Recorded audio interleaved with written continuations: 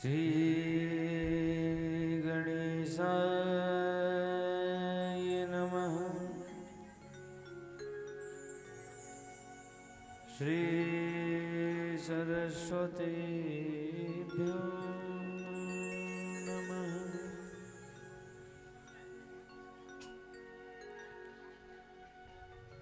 गुरुर्ब्रह्मा गुरुर्विष्णु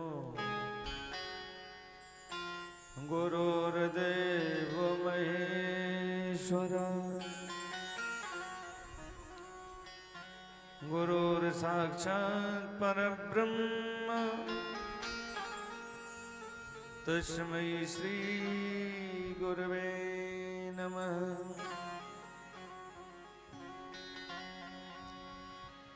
ध्येयं सदा परिभवग्नमिष्टदोहम् तीर्थास्पदं सुविदं चिन्तं शरण्यम् मृत्यार्तिहं वृणदिपालभवाब्धिपोतं वन्दे महापुरुषते चरणारविन्दम्।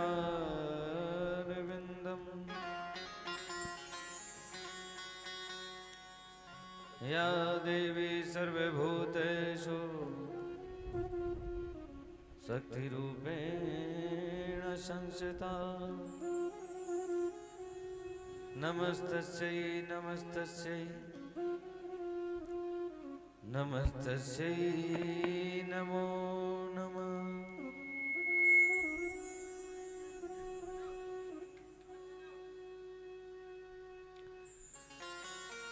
सर्वमङ्गलमाङ्गल्ये शिवे सर्वार्थसाधिके शरण्ये त्र्यम्बके गौरी नारायणी नमस्तुते। या श्री स्वयं सुकृतां भुवनेषु लक्ष्मी पापात्मनं कृतिध्यां हृदयेषु बुद्धि श्रद्धा सतां कुलजन तवावश्य लज्जा तां त्वां नतास्मि परिपालय देवी विश्वम्।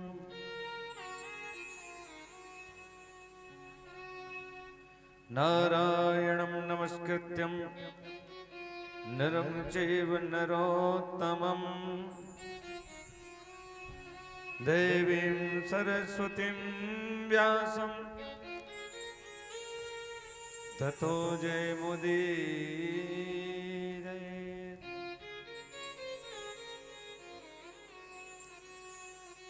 श्री राधे मेरी स्वामुनी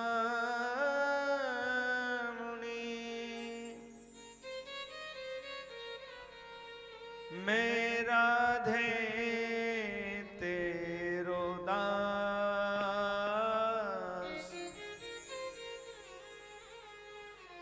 जन्म जन्म मोह दीजिए श्री चरणन को बास। जय जय जय राधा रमण जय जय नवल किशोर जय गोपी चित चोर प्रभु जय जय माखन चोर।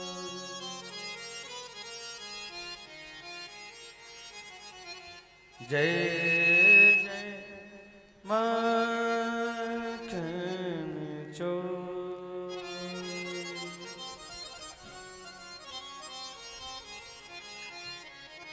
आइए मन वाणी को पवित्र करते हुए और इस गंगा में गोता लगाते हुए अपने जीवन को कृतार्थ बनाएं और धन्य बनाएं। दोनों हाथों की मीठी मीठी तालियों से सेवा करते हुए आइए मैया के चरणों में प्रणाम करते हुए फिर इस कथा में प्रवेश करेंगे।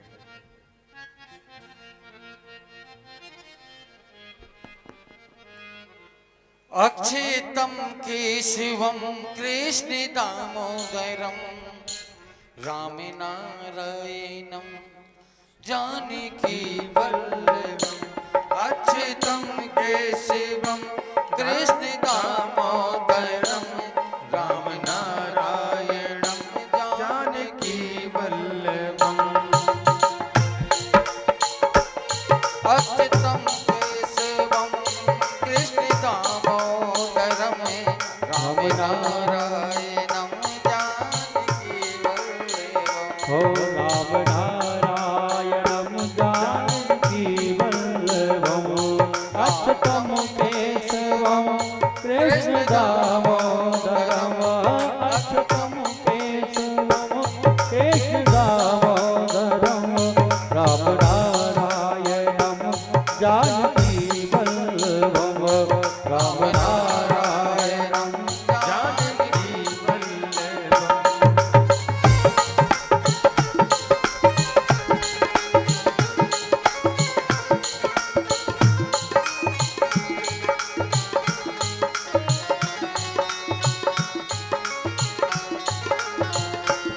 कौन कहता है भगवान आते नहीं कौन कहता है भगवान आते नहीं कौन कहता है भगवान आते नहीं कौन कहता है भगवान आते नहीं मीरा की तरह हम बुलाते नहीं मीरा की तरह हम बुलाते नहीं अच्युतम केशवम कृष्ण दामोदरम जय हो। अच्युतम केशवम कृष्ण दामोदरम राम नारायणम जानकी वल्लभम् अच्युतं केशवं कृष्ण दामोदरम् राम नारायणं जानकी जय हो। वल्लभम्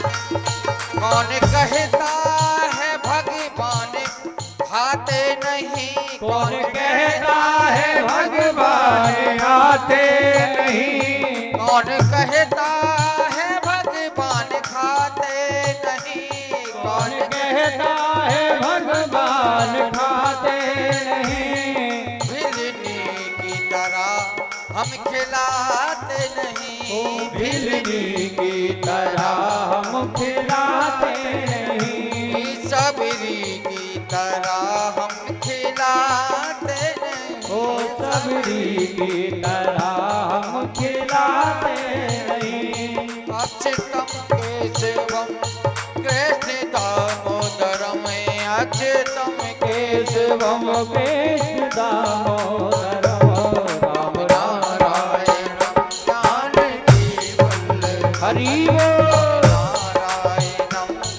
जानकी वल्लभम सभी लोग मीठी मीठी तालियों के साथ नाम संकीर्तन करते हुए हे अच्युतम केशवम राम नारायणम कृष्ण दामोदरम कृष्ण दामोदरम अच्युतम केशवम कृष्ण दामोदरम राम नारायणम जानकी वल्लभम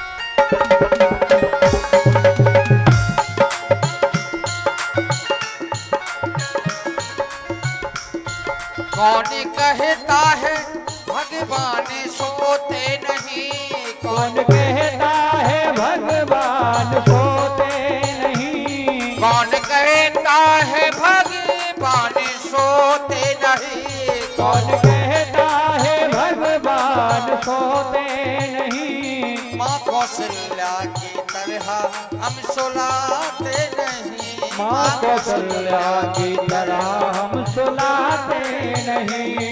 अच्युतम केशवम कृष्ण दामोदरम अच्युतम केशवम कृष्ण दामोदरम राम नारायणम जानकी वल्लभम राम नारायणम जानकी वल्लभम।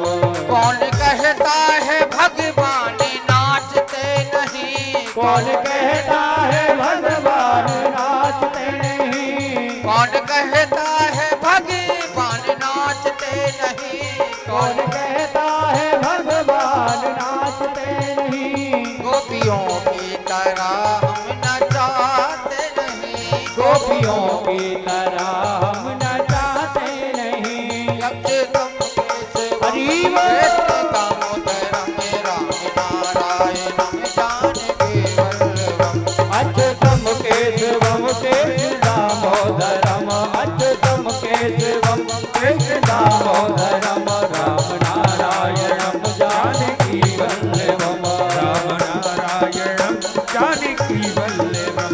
कौन कहता है भगवान हंसते नहीं कौन कहता है भगवान हंसते नहीं। कौन कहता है भगवान हंसते नहीं कौन कहता है भगवान हंसते नहीं। केवट की तरह हमें हंसाते नहीं केवट की तरह हम हंसाते नहीं। अच्युतम केशवम कृष्ण दामोदरम राम नारायणम जानकी वल्लभम अच्युतम केशवम कृष्ण दामोदरम राम नारायणम जानकी वल्लभम राम नारायणम जानकी वल्लभम राम नारायणम जानकी वल्लभम।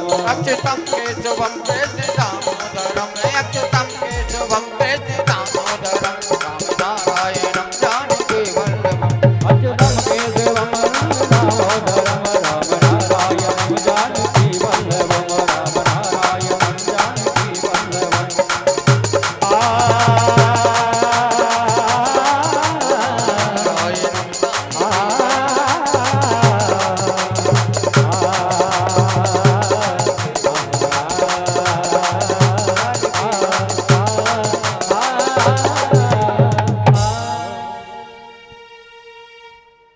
बोले भक्तवत्सल भगवान की जय हो।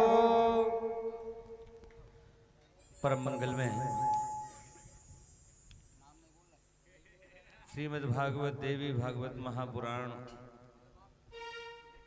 आज हम माँ जागेश्वरी के चरणों में बैठ करके भगवान श्री शंकर भगवान के चरणों में कड़कड़ निदानी ये नदी का तट भी है, यहाँ बैठ करके हम इस कथा का श्रवण कर रहे हैं। आज का सप्तम दिवस। शुभारंभ करने से पहले यहाँ माता को भगवान शंकर को प्रणाम करते हुए गुरुजन संतजन माता पिता सभी भक्त बाहर से पधारे अतिथि संत ब्रह्म देवता भक्तिमती माताएं बहनें एवं नन्हे मुन्ने बाल गोपाल आप सबके लिए जय जय श्री राधे।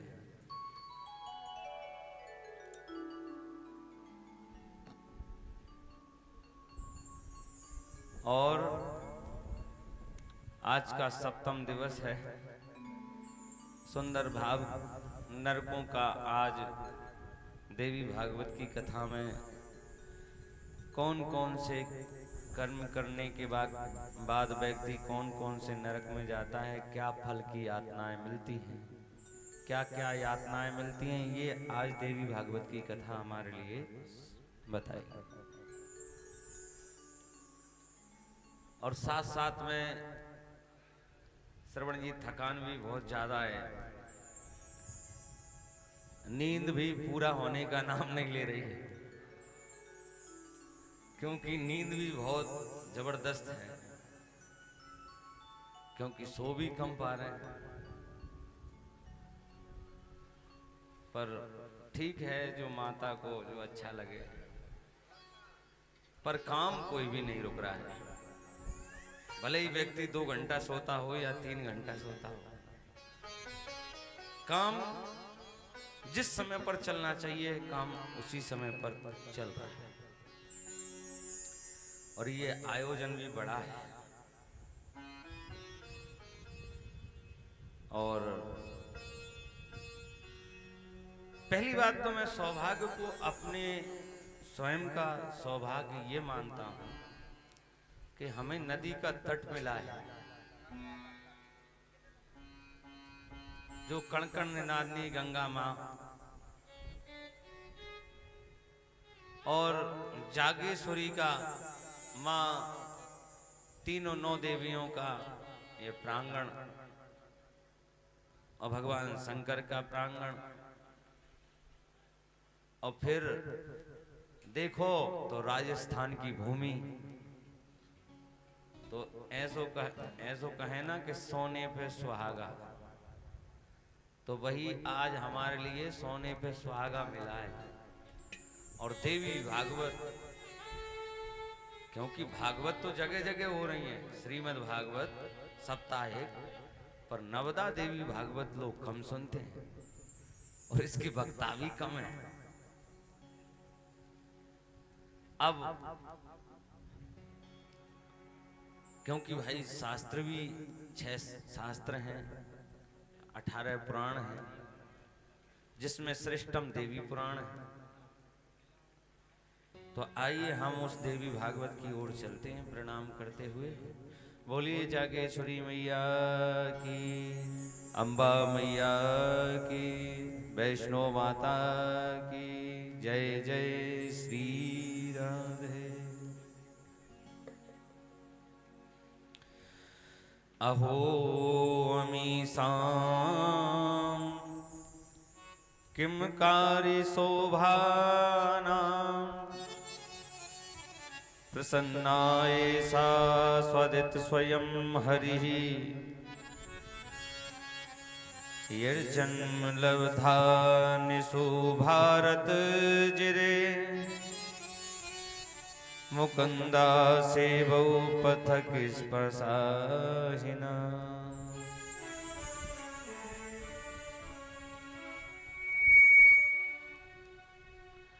यहाँ पर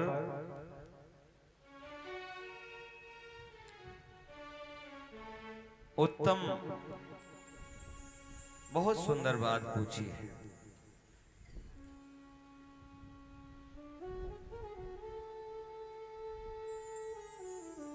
बंधु सूत जी महाराज से कह रहे हैं, सोनका देवी से पूछ रहे हैं।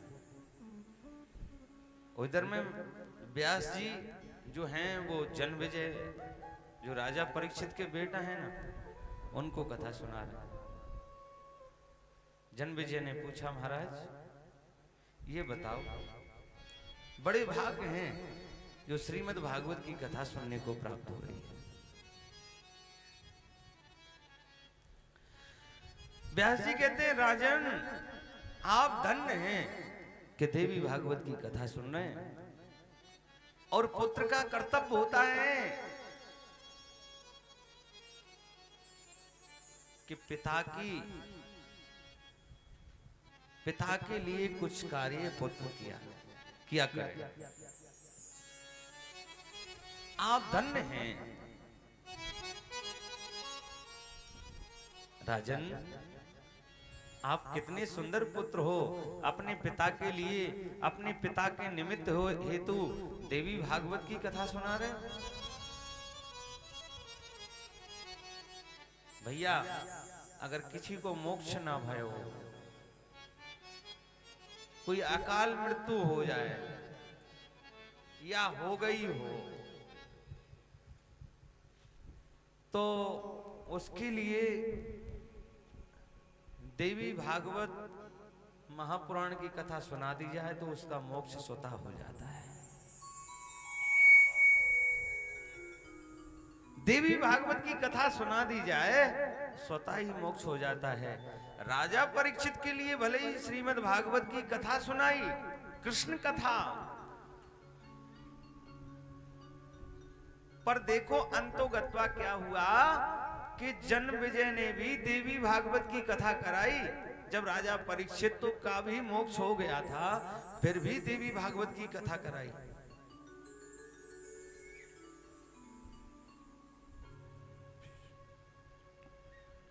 धन्य है आप जैसा पुत्र, और पुत्र का कर्तव्य होता है कि माता पिता की बात को माने।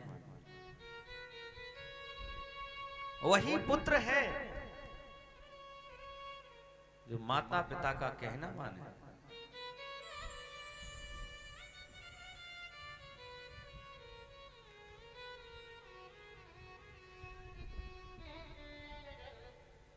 कितने ऐसे पुत्र हैं जो माता पिता को दुखी रखते हैं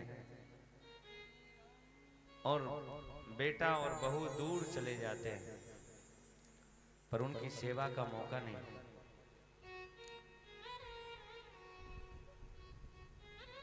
तो किसी ने बड़ा सुंदर कहा है, भैया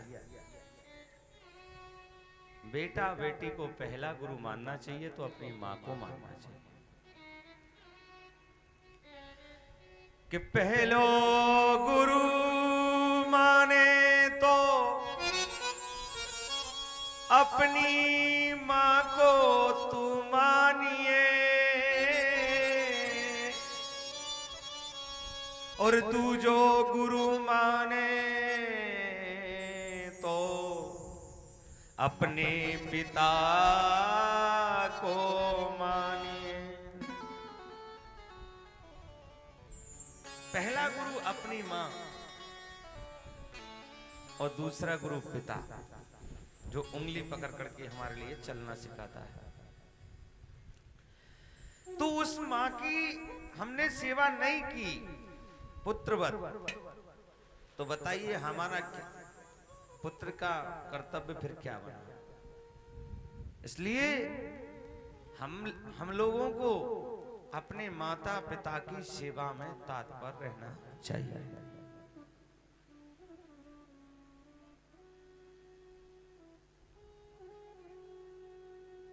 ऐसा नहीं माँ और पिता तुम्हारे लिए क्या क्या करते हैं, जीवन में कर्ज करने के बाद भी आपको पढ़ाते हैं, लिखाते हैं, हमको बड़ा करते हैं, पाल पोस करके जब बड़ा कर देते हैं, नौकरी लगा देते हैं, हम उन्हीं माता और पिता को दुख देते हैं। एक माँ थी और एक माँ ने अपने बेटे को बड़ा किया, पाला पोसा, सब कुछ किया, नौकरी लग गई, बाहर रहने लगा। एक दिन क्या हुआ, बेटे की आंख भी खराब हो गई।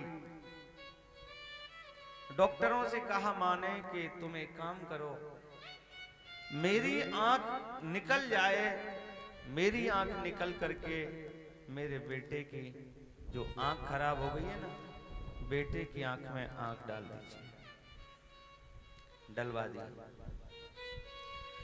वही बेटा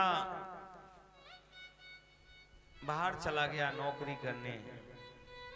ना कभी बात इधर होती, ना कभी माँ की विचार करता, ना कभी करता कुछ भी। एक दिन क्या हुआ कि माँ ने याद किया, गांव वालों से पूछा, भैया मेरे बेटे का पता है वो कब आएगा?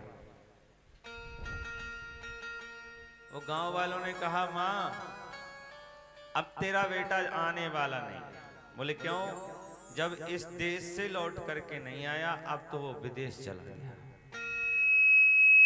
जब पहले वो देश में ही रहता था तब नहीं आ पाया, अब तो वो विदेश चला गया, क्या आएगा? चलो आएगा। माँ ने कहा आज नहीं तो कल आएगा, परसों आएगा, नरसों आएगा। याद करते करते करते करते अपने एक दिन उस देह को त्याग दिया। जब त्याग दिया, एक दिन क्या हुआ, माँ की याद यही रही कि मेरा बेटा आता तो बड़ा अच्छा रहता। गांव वालों ने उठा करके उसका देह संस्कार कर दिया। देह संस्कार करने के बाद एक दिन क्या हुआ कि वही बेटा जो विदेश में रहता था वो टीवी पर कथा सुन रहा था। मां की कथा चल रही थी।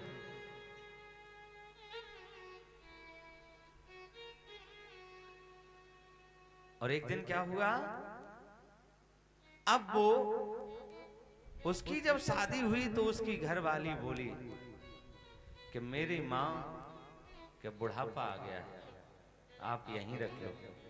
जब मां की कहा तो उसको लिए याद आ गई कि मेरी भी तो मां है। उसी समय उसने वहां से टिकट करवा करके अपने घर आ गया। और जो गांव में आया उसके घर पे पहुंचा तो मां नहीं थी। वो घर जो था उसमें तो कचरा पड़ा था, खंजर हो गया था। एक उसमें कम्बल पड़ा था, कम्बल पड़ा था। गांव वालों से पूछा भैया मेरी माँ कहाँ है? गांव वालों ने कही अरे मूर्ख, तू अब माँ को तलाशते हुए तू यहाँ आ गया। तेरी माँ तो तुझे याद करती करती मर गई। तेरी माँ तुझे याद करती करती मर गई। हमेशा तेरी माँ तुझे याद करती थी, पर वो तो स्वर्ग चली गई। तू तेरी माँ का तूने देह संस्कार भी नहीं किया। अरे तेरी माँ ने तुझे कितना पढ़ाया, कितना लिखाया, सब कुछ तुझे पता है ना। उसकी जमीन थी, जायदाद थी, सोना था, चांदी था, वह सब कुछ तेरे कारण बेच दिया था।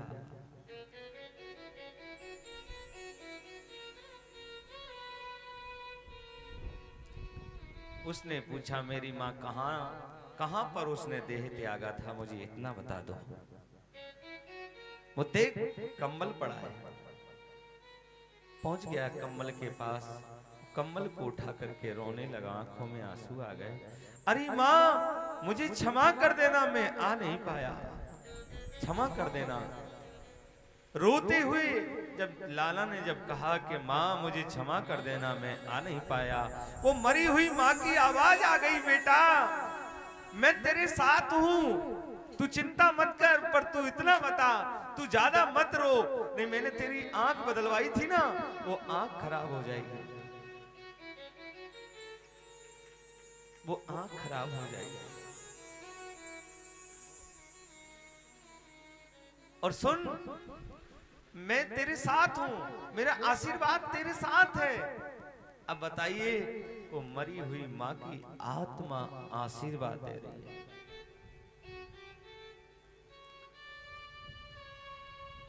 पर बंधु, जब माता पिता का स्वर्गारोहण हो जाता है, स्वर्ग के लिए जब चले जाते हैं, पितृपक्ष तब आते हैं, फोटो रख रख करके तिलक लगाते हैं, माला डालते हैं। अरे पगले, अब तू काहे माला डाल रहो है, काहे तू तिलक लगा रहो है? अरे जे तू पूरा ढोंग कर रहो है, तूने जिंदे में तो सेवा करी नहीं है, अब मरे हुए में तू अपने माता पिता की सेवा कर रहा है। कि कमा कमा के गई उमरिया, अरे जे लड़कन के लाने,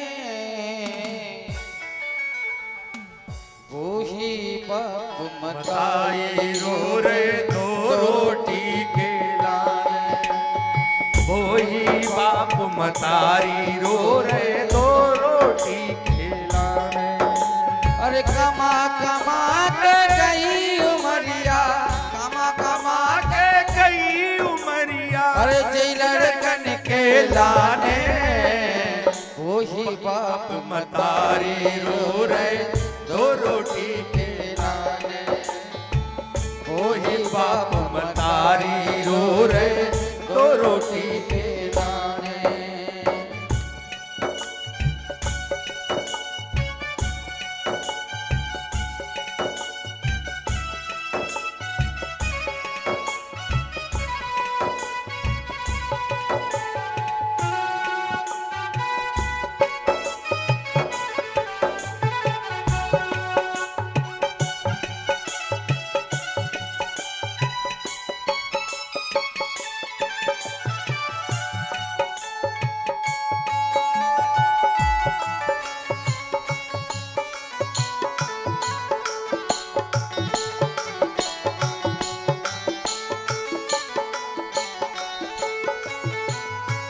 मजूरी तसला डारे खूब पढ़ाओ लिखायो करी मजूरी तसला डारे खूब पढ़ायो लिखायो करी मजूरी तसला डारे खूब पढ़ाओ लिखाओ करी मजूरी तसला डारे खूब पढ़ाओ लिखायो और जिते तुम्हारो गिरो पसीना तापर खून बहायो जिते तुम्हारो गिरो पसीना तापर खून बहायो कोई लड़का जब बात न मानत कोई लड़का जब बात न मानत को कहीं को करी हो वही बाप मताए रोवे दो रोटी के लाने ओ वही बाप मताए रोवे दो रोटी के लाने।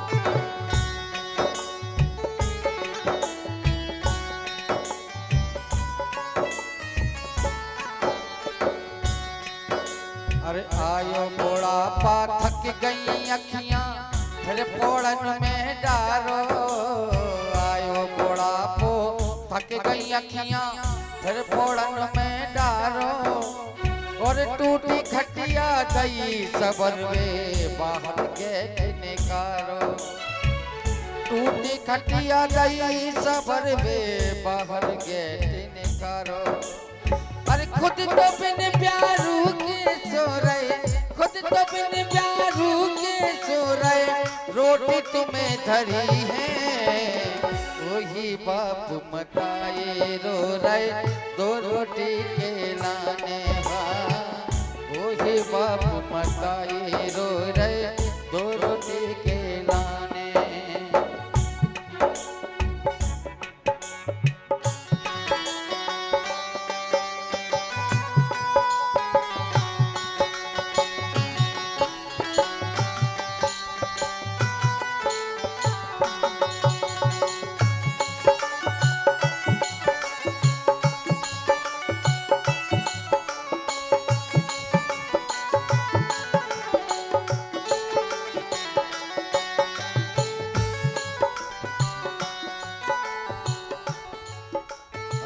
खुद तो वो गीले में सो रही सूखे में तुम्हें पारो खुद तो वो गीले में सो रही सूखे में तुम्हें पारो और वो ही बाप मताई को तुमने बाहर आज निकारो वो ही बाप मताई को तुमने बाहर आज निकालो।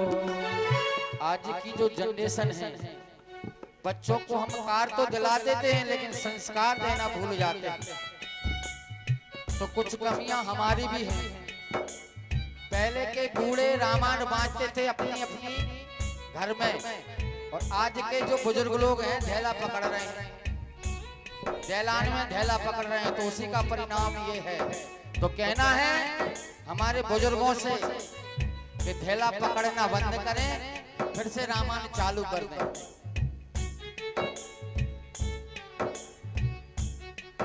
अरे खुद तो माँ गीले में सो रही सूखे में तुम्हें पारो और वो ही बाप मताई को तुमने बाहर आज निकालो वो ही बाप मताई को तुमने बाहर आज निकालो।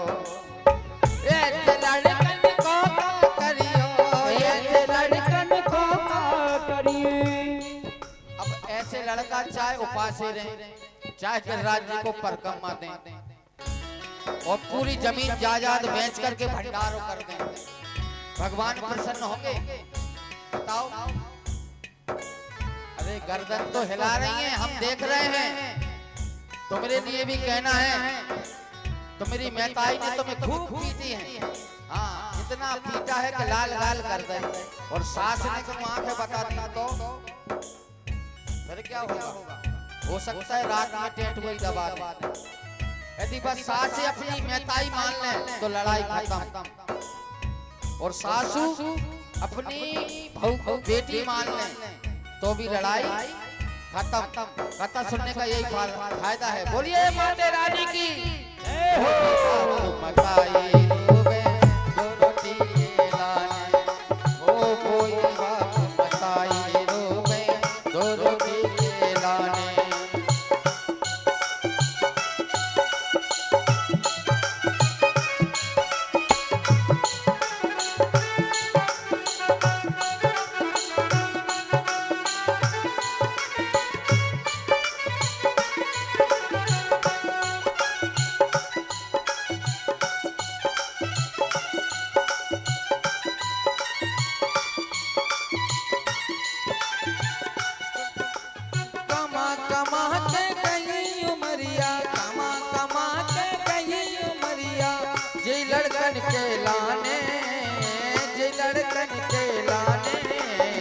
वही बाप मकाई रोटी के लाने, वही बाप मकाई रोटी के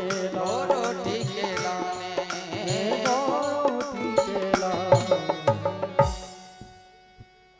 तो बंधुओं, अपने जो वो माँ थी, अब रोती हुई आत्मा उसकी माँ की कह रही है कि बेटा तुम खुश रहो।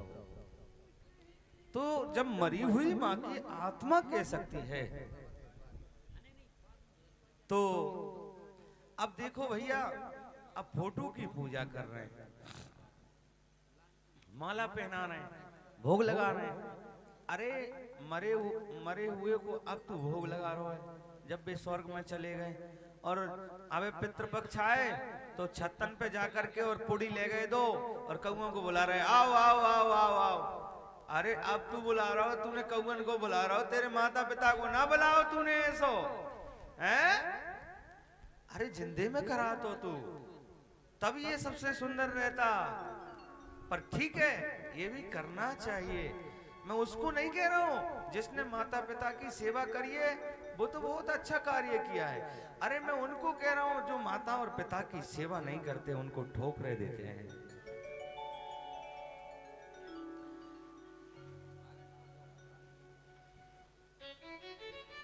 बंधुओं, जिसके माता पिता का आशीर्वाद जिस पर होता है वो सबसे बड़ा होता है, सबसे बड़ा होता है।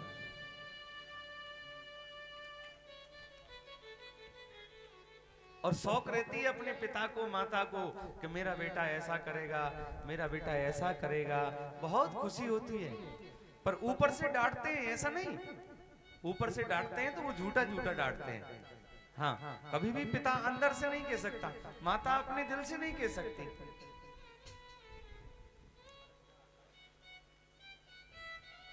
जब मैं छोटा था तो मेरे बड़े पिताजी थे पंडित श्रीनिवास जी भार्गव, और वो दूरदर्शन चैनल पर आते थे, टीवी पर तबला भी बजाते थे, बांसुरी भी बजाते थे, संगीत के बहुत और प्रकांड विद्वान भी थे, कथावाचक भी थे। जब मुझे छोड़ने गए तो मेरी जो ताई जी है ना, बड़ी माँ, उनसे कहते थे कि अब मेरा बेटा नाम रोशन करेगा, नाम रोशन करेगा। पर जब तक हम पढ़ लिख करके तैयार हुए, एक भी कथा उनके सामने नहीं हुई, उनने कुछ नहीं देखा। और ना देखते हुए क्या हुआ कि रात्रि में कुछ चोर आए हमारे मकान पर और उनका मर्डर कर दिया। तो सोचते सोचते यही रह गए। पर बहुत बड़े अरमान होते हैं अपने माता पिता के, बहुत बड़े अरमान होते हैं। और बंधु, जो अच्छा व्यक्ति होता है ना, माता पिता की सेवा करता है ना, उसको सेवा का भाव जरूर मिलता है। हाँ, सेवा का भाव मिलता है। और उनसे जो बड़े मेरे ताऊ जी थे, एक बार मैं कथा करके आया राजगढ़ जिला से। देखो, और मैं ये कथा नहीं बता रहा हूँ कि अपने पूर्वजों की मैं कथा सुना रहा हूँ, पर मैं आपको भाव बता रहा हूँ। मैं आया तो मेरे जो बड़े भैया ऑर्गन बजा रहे हैं, यानी कि मेरे ताऊ जी, इनके पिताजी, उन्होंने मुझे शाम को ही रोक लिया कि तू आज नहीं जाएगा, आज तू यहीं रुक। और बड़े स्वस्थ थे, बैठे हुए थे, मैं रुक गया। बोली सुन, आज बहू भी पहली बार आई है या घर में, मेरी जब शादी हुई थी, आज पहली बार यहाँ बहू भी आई है, तो तू रुक के जाएगो, तू जाएगो नहीं। मैंने कहा ठीक है। अब शाम को जैसे ही उनकी तबीयत अचानक से बिगड़ गई, रुक गया, और उन्होंने मुझसे शाम के ही बोल दिया था उनको कि अब हमारे लिए कहीं मत ले जाओ, और अब हम जाने वाले हैं, इतना जरूर कह दिया था, चाहे उन्होंने कैसा भी कहा हो। हम दोनों भाई उठा करके उन्हें हॉस्पिटल ले गए। हॉस्पिटल ले गए तो दोनों भाइयों ने, हमने पैर उनके घिसे, खूब सेवा करी। दोनों से उनने कहा कि जाओ, मेरा आशीर्वाद है बेटा, तुम खुश रहना। और इतना कह करके, और उन्होंने भी आशीर्वाद दे करके प्राणों को त्यागा। हमारे जितने पूर्वज रहे ना, तो अमावस्या को और एकादशी ही उनके लिए मिली, और उत्तरायण के सूर्य मिले। क्यों मिलते हैं उत्तरायण के सूर्य? उत्तरायण के सूर्य उसे मिलते हैं, उत्तरायण के सूर्य में जो जाता है उसके लिए भगवान के दरवाजे खुले मिलते हैं, और दक्षिणायन में जो जाता है भगवान के दरवाजे बंद मिलते हैं। दरवाजे बंद मिलते हैं, तो इसीलिए अब किसके लिए उत्तरायण के मिलते हैं? बोले जो भजन करता है। बोले भजन नहीं, भजन तो ठीक है, पर जिसने अपने माता पिता की सर्वप्रथम पूजा की है, और देवी भागवत कहती है जिसने अपने माता पिता की, बड़े बूढ़ों की सेवा की है, सम्मान किया है, जिसने झुकना सीखा है, क्योंकि माता पिता से ही नहीं, कोई भी हमारे सामने बड़ा बूढ़ा हो, हमारे लिए हमारा कर्तव्य है कि प्रणाम करना चाहिए। मैं तो माताओं से इसलिए मना करता हूं कि मेरे पैर मत छुओ। अच्छा, मैं इसलिए नहीं, क्यों छीने आते हैं मेरे पास, मैं मना करता हूं कि आप मेरे पास मत आओ, बड़े बूढ़ों का सम्मान करो। पर ये ठीक है कि व्यास जो होता है वो विष्णु के स्वरूप होता है। व्यास कोई भी हो, पर वो भगवान विष्णु के स्वरूप होता है जब तक वो व्यास होता है। उसमें भगवान विष्णु के दर्शन करना चाहिए, हर व्यास में विष्णु के दर्शन करना चाहिए, हर श्रोता में राजा परीक्षित के दर्शन करना चाहिए।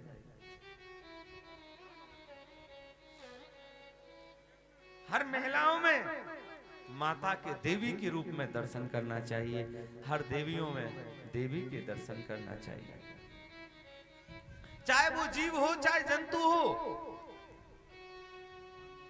और उसके में भी भगवान को देखना चाहिए। तुलसीदास जी कह रहे हैं रामायण में, अरे सिया राम मैं सब जग जानी, सिया राम मैं सब जग जानी, सिया राम मैं सब जग जानी, करहो प्रणाम जोर जोर पानी, करहो प्रणाम जोर जोर पानी, सिया राम में सब जग जानी, सिया राम में सब जग जानी। कोई भी क्यों ना हो, हर में, हर किसी में, जीव जंतु में, जिस दिन आप भगवान मानना प्रारंभ कर देंगे, बच्चों में ना सब में भगवान मानना जिस दिन प्रारंभ कर देंगे, बुराइयां आप छोड़ दोगे, उस दिन समझ लेना कि भगवान मां अंबा की जागेश्वरी की कृपा साक्षात आपके ऊपर हो जाएगी।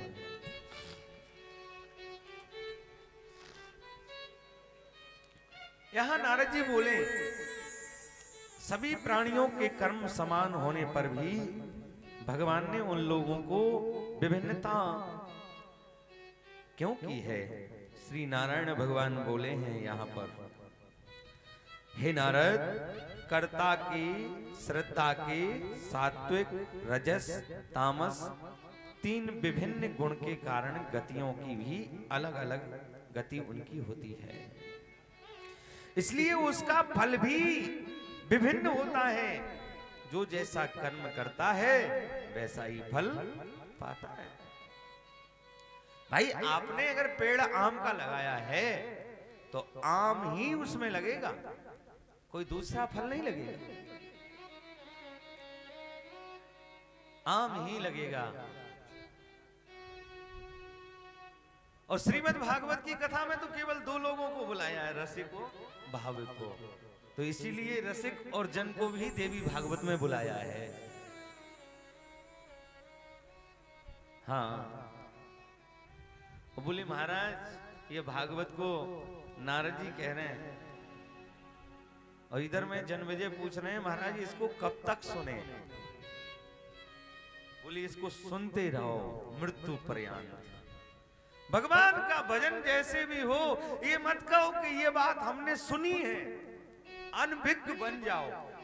सनकादि ऋषि 88,000 ऋषि जहां थे, उन्हें हर पुराण का ज्ञान था, पर कैसे बैठे हैं। सूत जी से कैसे कह रहे हैं, महाराज हम नहीं जानते, हम पढ़े लिखे नहीं, अनभिज्ञ हो गए, हम नहीं जानते। हाँ, कहीं भी कथा सुनने जाओ अनभिज्ञ बन जाओ।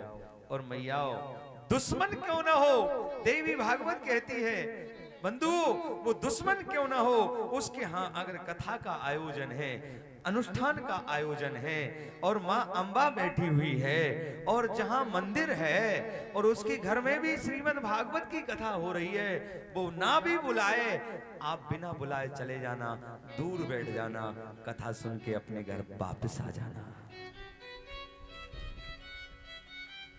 ये हमारे लिए कथा देवी भागवत सुनाती है।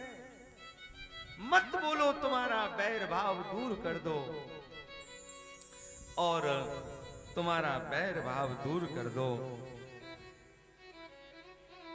और बैर भाव में कुछ नहीं है। क्यों? इसलिए देवी भागवत कहती है कि जहां भी जाओ वहां भेदभाव मत रखो।